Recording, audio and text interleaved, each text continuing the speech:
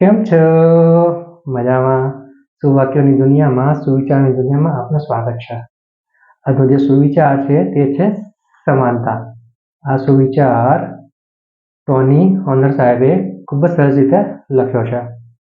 તેમણે સમાનતા વિશે લખ્યું છે કે સમાનતાની તક તે જ સામાજિક ન્યાયનો સાર છે. મારા વાલા મિત્રો, વાત થોડીક ગંભીર છે, પણ જો આપણે સમજવા માંગીએ તો સમજાઈ શકાય એવી છે, સમજી શકાય એવી છે.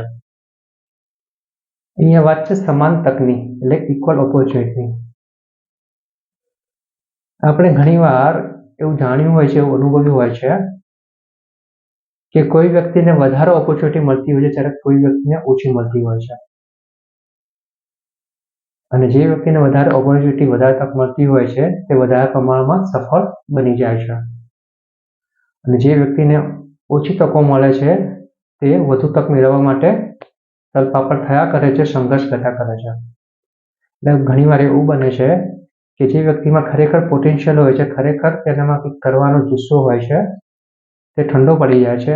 અને જેનામાં ખરેખર એટલું બધું કરવાની હિંમત નથી હોતી, જુસ્સો નથી હોતો, છતાં પણ તે તકો મળવાને કારણે આગળ વધી જાય છે. અહીંયા આગળ અને પાછળ થવાની વાત ખાલી પૈસાની નથી કે વધારે પૈસા કમાઈ જાય, વધારે ધન કમાઈ જાય આગળ કહેવાય એવું નથી. પરંતુ જો તમામ વ્યક્તિઓને એક સરખી તક મળે તો બની શકે કે જે વ્યક્તિમાં ખરેખર જુસ્સો છે, ખરેખર પોટેન્શિયલ છે, તે ખરેખર આગળ વધી શકે છે. અને તેણે જે પોતાના લક્ષ્યો સારા અને સાચા બનાવ્યા છે, તે ત્યાં પહોંચવા માટે વધારે સારી મહેનત કરી શકે છે. અહીંયા જરૂર છે કે જો આપણા દેશમાં, આપણા રાજ્યમાં, આપણા શહેરમાં તકોની જો સમાનતા ના હોય તો આપણે તેની ઉપર થોડું કામ કરવું પડશે. ઇક્વલ ઓપોર્ચ્યુનિટી થાય તેના માટે પ્રયત્નો કરવા પડશે.